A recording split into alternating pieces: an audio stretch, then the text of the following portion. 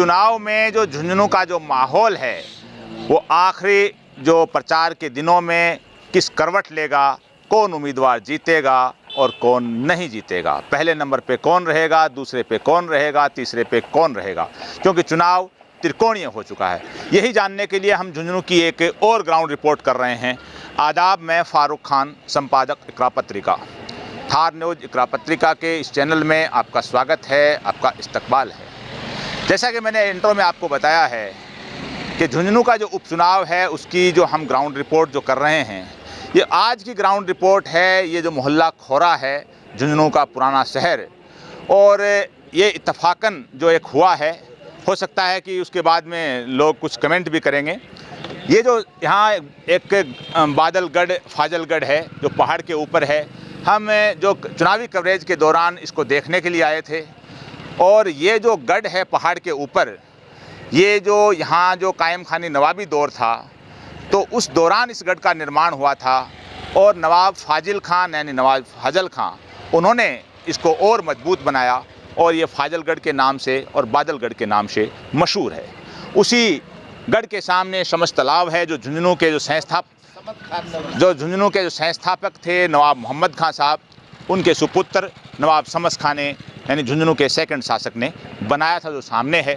तो इस बीच ये जो मोहल्ला खोरा है, हम ऊपर से आए हैं, तो यहाँ आने के बाद हमने ऐसे ही लोग जो खड़े थे तो पूछा चुनाव के बारे में, तो लोगों में बड़ी एक जिज्ञासा हुई कि साहब आप चैनल से हैं, आप हमारी कुछ बनाएं।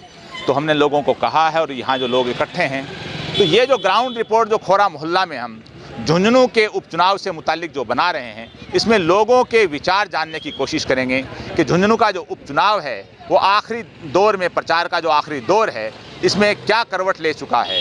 हालांकि जो मुकाबला है ये स्पष्ट रूप से एक त्रिकोणीय जैसा मुकाबला हो चुका है। भारतीय जनता पार्टी, कांग्रेस और निर्दलीय राजेंद्र सिंह गुड़ा, यानी 3 मुख्य उम्मीदवारों में त्रिकोणीय हो चुका है। उसी के बारे में हम पूछने की कोशिश करेंगे जो स्थानीय लोगों से, जो इसी मोहल्ले के हैं।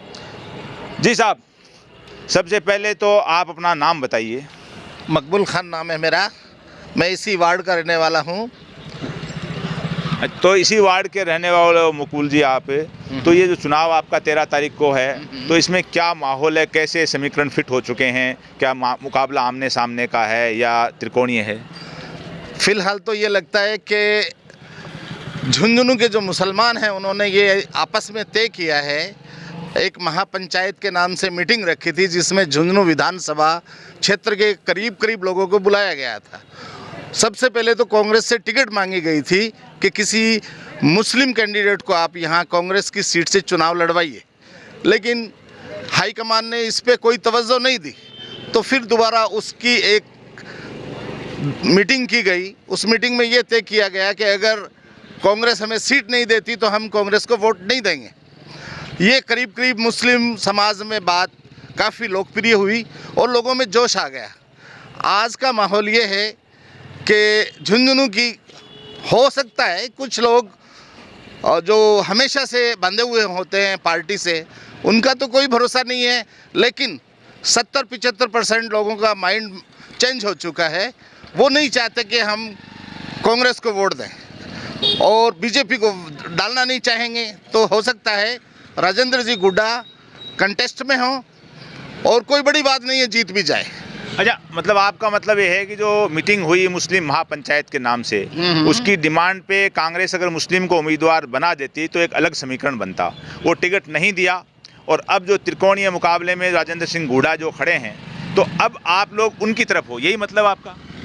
हाँ, जहाँ तक आप समझ सकते हो, फिलहाल तो यही लगता है, क्योंकि इस टिकट के देने नहीं देने से सरकार पे तो कोई फ़र्क पड़ने वाला था नहीं। मुस्लिम कम्युनिटी को चांस दिया जा सकता था, उसमें मुसलमानों को वापस एक साथ जुड़ने का मौका मिल जाता और वो कांग्रेस के साथ हमेशा से जुड़े हुए हैं। नाराज़गी सिर्फ कांग्रेस से है या कांग्रेस के उम्मीदवार से है? क्या नाराज़गी क्या है? नाराज़गी सिर्फ कांग्रेस के है, क्योंकि उन्होंने एक टिकट के लिए सारे मुसलमान समुदाय को, करीब 70,000 वोट होते हैं यहाँ पे पोल विधानसभा के लिए, और 70,000 में उन्होंने सब लोगों को अवॉइड करके जो परंपरा के हिसाब से चलता आ रहा था उनको ही वापस टिकट दे दिया गया, जो कि नहीं होना चाहिए था। टिकट के अलावा कोई नाराज़गी नहीं है? बाकी डेवलपमेंट के हिसाब से देखें तो झुंझुनू शहर का डेवलपमेंट हुआ नहीं बराबर। जहाँ पे बराबर नालियाँ नहीं होती है, बहुत सारी सड़कें नहीं हैं, कभी कोई काम पड़ता है तो हमारे सांसद महोदय या विधायक साहब आगे संभालते नहीं हैं, ये भी एक नाराज़गी है। जी सर, आपका शुभ नाम? अब्दुल तवाब। अब्दुल तवाब जी, आपको जो इन भाई साहब ने जो बात बताई है, इन बातों से कितना इत्तेफाक आपका? भाई साहब की बातों से पूरा इत्तेफाक है। हमने 1 साल पहले जब ये विधानसभा के चुनाव हुए थे ना, उस टाइम पर यहाँ पर मीटिंग कराई थी इसकी विजेंद्र ओला की, तो उससे हमने वादा किया था कि ये जो ग्राउंड पड़ा ना, मैं इसका ग्राउंड बना दूंगा इसको। आज इसको 1 साल में आके ये नहीं पूछा हमको कभी इसको बनाने का है कि नहीं बनाने का। एक ही हमारा समस्त तालाब एकदम इतना गंदा हो रहा है, एक दिन भी आकर यानी नगर पालिका कोई कांग्रेस वाला आकर इसके अंदर थोड़ा काम कराए, कुछ भी नहीं काम तो कराए। आपके जो नगर पालिका नगर परिषद है, तो इसमें सभापति तो अमूमन मुसलमान रह रहे हैं, अब भी मुसलमान है, तो फिर समस्त तालाब का जो जिक्र कर रहे हैं, इस ग्राउंड का कर रहे हैं, उसका डेवलपमेंट क्यों नहीं हुआ फिर? तो डेवलपमेंट तो ये होता है ना, वो ये सभापति भी तो विधायक को बोलते हैं, विधायक सुनता नहीं है। तो ये जो सभापति जैसे पहले आपके खालिद हुसैन रहे, फिर अभी नगमा जी हैं, तो इन लोगों ने भी क्या इस मोहल्ले पे, इस ग्राउंड पे, इस तालाब पे ध्यान नहीं दिया? कभी ध्यान नहीं दिया। अभी हमारे ये 15 साल से ब्लास्टिंग बंद था ये इसका पहाड़ का, अभी 2 महीने से चालू किया इन लोगों ने। नहीं, ये जो ब्लास्टिंग हो रही है, पत्थर टूट रहे हैं पहाड़ पे, आबादी एरिया है, जहाँ तक जयपुर से हम जहाँ हैं, तो आप जयपुर में भी पहाड़ हैं, आबादी एरिया में पहाड़ नहीं टूटते हैं, ये टूट रहे हैं, तो क्या ये लीगल तरीके से टूट रहे हैं, इलीगल टूट रहे हैं? ये इलीगल तरीके से नहीं टूट रहे हैं, ये सब इलीगल तरीके से टूट रहे हैं। हमने पहले इसको किया था, अभी हमने कोर्ट से पेपर निकलवाए पुराने वाले हमारे, तो निकालने के अंदर 6 महीने लगे हमको। क्योंकि एक बात जो है भाई साहब बता रहे हैं, ये ऊपर पहाड़ है चारों तरफ जो अंधेरे में नहीं दिख रहा है, नहरा नाम से पहाड़ है, और ये शहर की आबादी के अंदर ही है, और यहाँ एक तरह का दिन रात पहाड़ टूटता रहता है। हालांकि ये कह रहे हैं कि वो इलीगल है, मुझे नहीं मालूम कि इलीगल है या नहीं है, लेकिन एक बड़ी बात है कि आबादी के इलाके में दिन रात मशीनें चलना, पहाड़ का टूटना खोदना, ये पर्यावरण के लिए भी नुकसानदेह और स्थानीय आबादी के लिए भी ज़बरदस्त आवाज़ आती रहती है। अब इसका जिम्मेदार कौन है? अगर ये लीगल है तो बड़ा एक अचरज वाला, एक हैरानी वाला सब्जेक्ट है कि आबादी एरिया में पहाड़ तोड़ने की इजाज़त कैसे दे रखी है। अगर इलीगल है तो फिर स्थानीय प्रशासन को, जो भी देख रहे हैं जनप्रतिनिधि हैं, तो उन लोगों को इस पे एक्शन भी लेना चाहिए। यही समस्या है शायद आपकी? यही समस्या है, यही समस्या है हमारी। तो इस मामले में कभी आप मिले विधायक से, सांसद से? अभी इस मामले में हम 3 बार तो कलेक्टर साहब के पास गए, और गुड्डा हमारे साथ गया कलेक्टर साहब। हमारा विधायक को मैंने 10 बार टेलीफोन किया, वो सुना भी नहीं, एक बार भी नहीं आया इधर। हम 10 दिन इधर आते, हमने भूख हड़ताल पे बैठे, कोई नहीं सुनता। अभी क्या पहाड़ वाले मामले में? हाँ, पहाड़ वाले मामले में बहुत बार इधर हम मीटिंग करके बैठे हैं। इधर औरतें भी गई है, आदमी भी गए हैं। अभी से इतने परेशान है कि पूरे दिन खट खट 1 मिनट भी आदमी आराम नहीं कर सकता, बुढ़ा आदमी। खनन विभाग के अधिकारियों को, जो खनन मंत्री हैं उनको, जयपुर में बैठे हुए खनन विभाग के एसीएस और प्रिंसिपल सेक्रेटरी हैं, उन लोगों को इस मामले में संज्ञान लेना चाहिए कि झुंझुनू के अंदर बीच आबादी में दिन रात जो पहाड़ तोड़ा जा रहा है, वो लीगल है या इलीगल है। अगर इलीगल है तो क्यों तोड़ा जा रहा है, लीगल है तो इसकी परमिशन किसने दे रखी है। ये जो आबादी एरिया में है और पर्यावरण का मामला अलग है, तो ये सारी चीज़ें हैं। मैं प्रश्न इसलिए खड़ा कर रहा हूँ यहाँ पर कि मुझे लग रहा है कि सारा खेल कोई बड़ा खेल है, जिसके पीछे कोई बड़ी ताकतें हैं, और वो इस पहाड़ को खोद रही हैं, और स्थानीय मोहल्ले वाले उससे परेशान हैं। तो अब आप बताइए कि जो चुनाव है, बात अब चुनाव पे करते हैं। पहाड़ तो खोद लिया अपन ने, चुनाव में क्या लग रहा है आपको? चुनाव को अभी देखो बदलाव आएगा चुनाव में। क्यों विजेंद्र साहब को 2-3 बार फ़ोन किया पहाड़ के लिए, नहीं आए। 1-2 कांड हुआ उसमें भी नहीं आए वो लोग। अच्छा, आप मतलब ये जो ब्रजेंद्र जी से, ओला परिवार से अभी नाराज हुए 5-7 साल 10 साल पहले नाराज हो गए? 5-10 साल हो गए इनको जिताते हुए, पर कभी भी आगे खड़े नहीं हुआ। कभी नहीं आए आपके मामले? नहीं, कभी नहीं आए, क्योंकि इस पहाड़ के लिए भी नहीं आए। एक बार घटना भी घटी थी, मर्डर भी हुआ था। अब ये आए नहीं, मर्डर हो गया, पहाड़ का मामला हो गया, ये आए नहीं, तो फिर अब कहाँ जाओगे फिर? अब देख रहे दूसरा कोई विधायक ढूंढ रहे हैं। नहीं, वोट तो दोगे, 2 दिन बचे। गुड्डन देगी वोट, गुड्डन देगी, गुड्डन है। जी, आपको क्या लग रहा है? गुड्डा आएंगे। क्या नाम हो गया अपना? अय्यूब अली। तो अय्यूब भाई, आप कह रहे हैं गुड्डा आएंगे, तो कितना वोट मिलेगा, कितने वोट से हार जीत होगी, वो भी बता दीजिए। क्या लग रहा है आपको? हार जीत तो कम वोटों से होगी, लेकिन गुड्डा आएंगे, 5-6 हज़ार के लगभग में लेटे पेटे में आपके हिसाब से कंफर्म जीत रहे हैं? कन्फर्म। तो फिर दूसरे नंबर पे दूसरा नंबर पे भामू और कांग्रेस कांग्रेस तीसरे नंबर पे पक्का? पक्का 100% होगा। जी आप बताइए कि ये जो भैया कह रहे हैं कि गुडा 1 नंबर पे हैं, आए जीतेंगे, बीजेपी दूसरे पे है, कांग्रेस तीसरे पे है, तो इसमें क्या बात में कोई सच्चाई लग रही है या अपनी दिल की बात कर रहे हैं? इंशाअल्लाह ताला सच्चाई है और मीडिया के माध्यम से बोल रहा हूँ कि गुडा जी जीतेंगे। और लोग वो दोनों ही पार्टी बुखड़ा गई है, दोनों ही पार्टी बुखड़ा रही है। कभी मुख्यमंत्री को बुला रही है, कभी कौन से नेता को बुला रही है, कभी हाकिम अली को बुला रहे हैं, कभी रफीक मंडेलिया को बुला रहे हैं। तो ये रफीक मंडेलिया, हाकिम अली खान, खानू खान बुधवाली, रफीक खान, ये जो आ रहे हैं जितने भी कांग्रेस के मुस्लिम नेता, तो क्या अपने मोहल्लों में आए हैं? बिल्कुल इधर नहीं, इस मोहल्ले में नहीं आए, इस मोहल्ले में नहीं आए। बाकी अदर मोहल्ले, मोहल्ला बटवाड़न, मोहल्ला काजीवाड़ा, इन एरिया में घूमे। हमारी सभापति नगमा वाला भी घूम रही है, वो गुड्डा फाटेक, बागरा मोड़, उनको लेकर। नगमा के जो कोई कॉम्प्लेक्स वगैरह का तोड़ने का मामला हुआ था, फिर वो अभी कांग्रेस में ही हैं, प्रचार कर रही हैं, गुडा वहाँ गए थे, तो क्या वो गुडा की तरफ हैं कि नहीं हैं? वो नहीं है, नहीं है। वो बस उनका अच्छा नसीब है, जब वहाँ पर वो मीटिंग पे आ रहे थे गुडा जी और उनकी बिल्डिंग के आगे बुलडोजर वगैरह खड़े थे, तो गुडा जी रुक गए। क्यों? वो तो व्यक्ति ऐसा है, किसी के ऊपर परेशानी आती है तो वो भगवान पे और अल्लाह के रूप के नजर में आगे खड़ा हो जाता है। तो उन पे तो ब्लेम लगा रहे हैं कि उन्होंने तो छुड़ाने की सोची है। अब आप ये बताइए कि जब आप जिता रहे हो, जी, तो जीत के लिए वोट कितने चाहिए, कितने मिल जाए आदमी जीत जाए? इंशाअल्लाह ताला अगर यहाँ पर झुंझुनू से 40,000 वोट पोलिंग होते हैं, झुंझुनू प्रॉपर के मुसलमानों के, तो 35,000 गुड्डा जी के वोट है इंशाअल्लाह ताला। 40 में से 35 इंशाअल्लाह ताला। ये उम्मत बोल रही है, मैं नहीं बोल रहा हूँ, ये उम्मत जितनी खड़ी है। अच्छा, एक जो बात आप ये बता दीजिए कि चुनाव प्रचार के दौरान हर जगह होती है कि भाई इतनी गाड़ियां करो, गाड़ियों में तेल डलाओ और उसको बिठाओ, उसको बिठाओ, कि गुडा के बारे में जो सुनने में आ रहा है कि एक समर्पण भाव के लोग लगे हुए हैं, दिल से जज्बाती लोग लगे हुए हैं, जो कोई गाड़ी घोड़े तेल पानी की तरफ बिल्कुल नहीं देख रहे हैं, तो ये बात में कितना दम है? इंशाल्लाह 100 में 100% सच्चाई है। खोरा मोहल्ला वार्ड नंबर 43 के जितनी भी पब्लिक खड़ी है, हमने यहाँ पर उनको लाकर 21,000 की तो माला पिराई है और कोई भी बच्चा किसी की पेट्रोल तेल के पीछे नहीं भग रहा है, उनका कार्यालय भी नहीं देखा और इंशाल्लाह सब दिल और जान से वोट देंगे। और सुत्ता भी रहो तो जीते भी अपनी गारंटी है जी।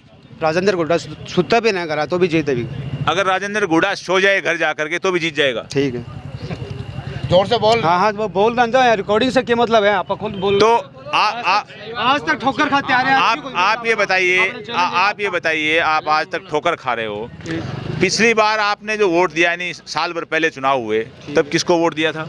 वो पहले तो मैं मौका पे था ही नहीं। नहीं, ऑप्शन नहीं था, मौका नहीं था। मैं ये कह रहा हूँ कि ये जो नाराज़गी हुई है, इस नाराज़गी की वजह और लोगों ने बताई, ये मोटी वजह इनसे हट करके आप क्या बताना चाह रहे हो? नाराज़गी कांग्रेस से हुई क्यों? बस हो गई, बस बात ना, घोड़े नहीं ना बढ़े, बहुत नाराज हो। अगर डील दी आप, बहुत डील दी, अब ठोकर लाग गया, कौन समझ में आप दिमाग का बाहर है, अब बर्दाश्त नहीं हो रही है। बहुत अब बर्दाश्त नहीं है, बर्दाश्त से बाहर हो गया काम, क्योंकि फ़ोन ही नहीं उठाते। कोई काम के लिए जाते हैं, डेलीगेशन जाते हैं, किसी का भी फ़ोन नहीं उठाता वो आदमी। अभी कोई गांव के अंदर गए थे कब्रिस्तान के लिए, वहाँ बोला है कि मुर्दे को खड़ा करके दफना दो, सुलाना ज़रूरी है। क्या करो? कब्रिस्तान के लिए गए थे, हाँ, उनके पास विजेंद्र जी के पास का, हमारे कब्रिस्तान के लिए जगह चाहिए, थोड़ी छोटी है, तो उन्होंने कहा खड़ा करके मुर्दा दफना दो। ये खुद ने कही है बात? खुद ही करे, पब्लिक बोल रही है, खुद डेलीगेशन गए, वो आके बोला है। तो अब आपको क्या माहौल लग रहा है भैया? ये सारे लोग कह रहे हैं, इन बातों में कितना दम है? सही, सारा दम है, राजेंद्र गुड्डा जीतेगा। तो आपने जो पिछली बार वोट दिया था, मैं तो नहीं दिया, साल भर पहले बीजेपी को दिया है वोट। पिछली बार बीजेपी को दिया? बीजेपी को दिया, कांग्रेस को मैं कभी नहीं दिया वोट। अच्छा, कांग्रेस को कभी दिया नहीं आपने? नहीं, तो अभी एक आप और बताओ, आपका नाम क्या है? अब्दुल रहमान तंवर।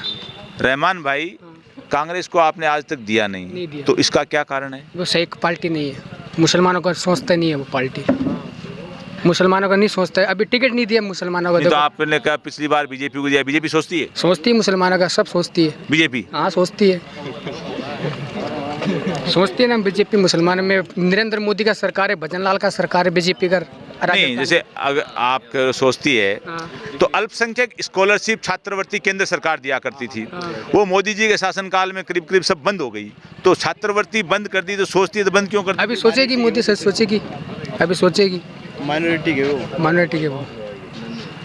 ये जो सबकी अपनी अपनी राय हैं, और ये भैया क्यों हम चलते रास्ते गढ़ से उतरे जैसा मैंने बताया शुरू में, और यहाँ मिल गए, और हमने भी देखा कि चलो यहाँ एक एपिसोड बना लेते हैं। तो ग्राउंड रिपोर्ट के हमने कई एपिसोड बनाए हैं, ये भी एक खोरे मोहल्ले का एक रिपोर्ट है। लोगों की भावनाएं हैं। एक चीज़ जो तय है कि हमने बाकरा मोड़ का भी एक गया एपिसोड बनाया है, चौक शहीदान का भी बनाया है, गाँवों का भी बनाया है, इस्लामपुर का इनका। जो गुडा के जो समर्थक हैं वो एक सच्ची समर्पित टीम गुडा के साथ लगी हुई है। ये एक सच्चाई है दीवार पे लिखी हुई। हमने जो चुनावी कवरेज की है राजस्थान की विधानसभाओं की, लोकसभा की, हरियाणा की, यूपी की, दिल्ली की, तो ये समर्पित टीम है, बहुत कम नेताओं के पास मिलती है। और झुंझुनू के अंदर पहली बार देखा जा रहा है किसी नेता के पास समर्पित टीम है। बताया ये जा रहा है कि न वो डीजल डलवाते हैं, न कोई पेट्रोल डलवाते हैं, न कोई चाय पीते हैं, न कोई बिस्किट खाते हैं। और ऐसे समर्पित लोग हैं जो कुछ मिलते हैं, कुछ लोग बेचारे ऑफ रिकॉर्ड भी बात करते हैं, कुछ कैमरे के सामने नहीं आना चाहते कि अगर 7 ताले लगा दिए जाएं, सांकल से बांध दिया जाए, तो भी वो तुड़ा करके 13 तारीख को गुढ़ा को वोट देगा। ऐसे समर्पित कार्यकर्ता गुढ़ा के पास हैं। कैसे पैदा हुए उसके बारे में जब हमने लोगों से मालूम किया, तो वो बंदा पिछले 4-5 महीने से लोगों को बीच में है, लोगों के दुख दर्द में शरीक है, हर वक्त हाजिर रहता है। बाकी लीडरशिप के बारे में बताया ये जा रहा है, लोग जिन्होंने कैमरे में बताया भी है कि लोग फ़ोन नहीं उठाते हैं, किसी दुख दर्द में शरीक नहीं होते हैं, कोई काम नहीं आते हैं। आज की लीडरशिप में ये भी एक देखने को मिल रहा है कि जो नेता है लोगों के बीच में 24 घंटे खड़ा रहता है, लोगों के दुख दर्द को सुनता है, सरकार की चौखट तक पहुंचाता है, चाहे कोई हादसा हो तो उसका मुआवजा दिलवाता है, उसी के साथ लोग होते हैं। कुछ हादसों का जिक्र अलग अलग एपिसोड में भी लोगों ने किया है। तो गुडा के पास एक समर्पित लोगों की टीम जो हमने हर एपिसोड में देखी है, वैसी टीम किसी और उम्मीदवार के पास नहीं है। बहरहाल जीत और हार किसकी होगी ये तो काउंटिंग के दिन मालूम होगा, लेकिन ये जरूर है कि राजेंद्र सिंह घोड़ा ने अपने समर्पित कार्यकर्ताओं के जरिए झुंझुनू के चुनाव को त्रिकोणीय बना दिया है। जीतेगा कौन वो काउंटिंग के दिन मालूम होगा, लेकिन इतना तय है कि राजेंद्र घोड़ा जो वोट लेंगे, अगर वो जीत जाएंगे तो बहुत बड़ी बात है, क्योंकि ये निर्दलीय के तौर पे सत्ताधारी पार्टी को और विपक्ष की पार्टी को हराना एक बड़ी बात होगी। अगर वो दूसरे नंबर पे रहेंगे तो भी बड़ी बात होगी, और वो तीसरे नंबर पे रहेंगे तो भी बड़ी बात होगी, क्योंकि उन्होंने चुनाव को पूरी तरह से त्रिकोणीय बना दिया है और समर्पित टीम को के जरिए बनाया है। आज के इस एपिसोड में बस इतना ही। जय हिंद, जय भारत।